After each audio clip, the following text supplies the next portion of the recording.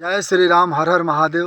લોકો એકલા હોય ત્યારે રડે છે, છતાં તેઓ બીજાને રડાવે છે. લોકો એકલા હોય ત્યારે રડે છે. હું બહુ દુઃખી છું.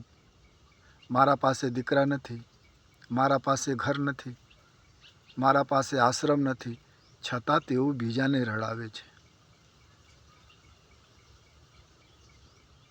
કોઈ ખરાબ શબ્દ બોલે તો લોકો દુઃખી હો જાય. એ માણસ બીજાને ખરાબ શબ્દ બોલે. બીજાને દુઃખ આપવામાં લોકો કેટલો આનંદિત થાય છે. એક ધર્મના માણસો બીજા ધર્મની નિંદા કરે, એક જ્ઞાતિના લોકો બીજા જ્ઞાતિની નિંદા કરે, અને બીજા જ્ઞાતિના લોકો જ્યારે એ જ્ઞાતિની નિંદા કરે ત્યારે ખરાબ લાગે. સાધુ સાધુની નિંદા કરે, એક સાધુ બીજા સાધુની નિંદા કરે, પછી એ સાધુ બીજા સાધુ નિંદા કરે તો ખરાબ લાગે.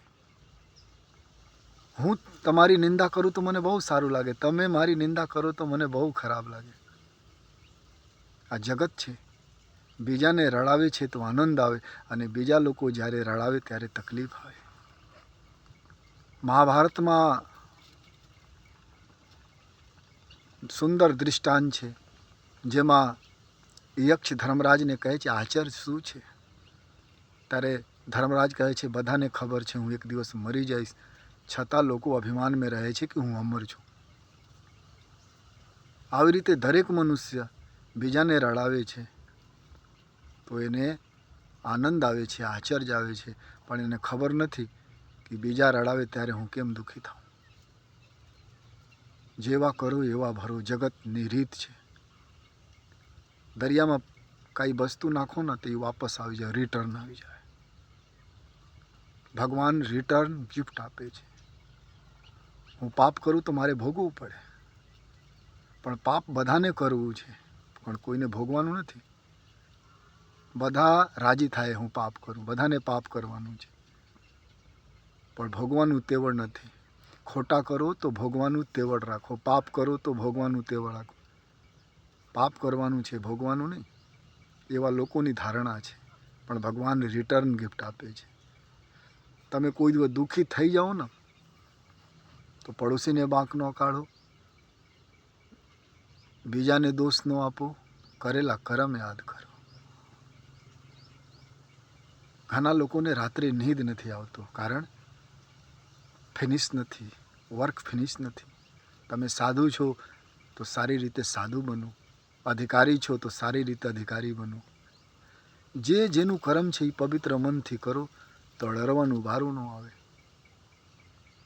ઘણા સંતો કહે છે મારે આશ્રમ નથી જોતો, પણ બીજા આશ્રમ બનાવે તો રડે છે.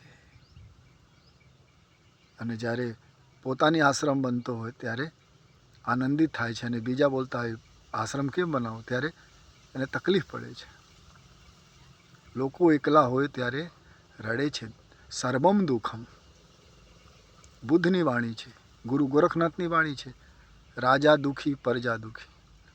દુનિયામાં કોઈ એવા મનુષ્ય નથી જેના જીવનમાં દુઃખ નથી, છતાં બીજાને દુઃખી કરે છે. દરેક મનુષ્ય રડે છે. કોઈ એવા મનુષ્ય જગતમાં નથી જે રડેલા ન હોય, તો પણ મનુષ્ય રડાવે છે. ભગવાન શરીર આપેલા છે, માનુષ તન આપેલા છે પરોપકાર માટે. હું કામને બીજાને રડાવો સાહેબ? કોઈને રડાવો નહીં. અને તમે બીજાને ન રડાવો તો શાયદ જીવનમાં તમે રડો તો કોઈ સહારા બની જાવે. લોકો એકલા હોય ત્યારે રડે છે, છતાં તેઓ બીજાને રડાવે છે.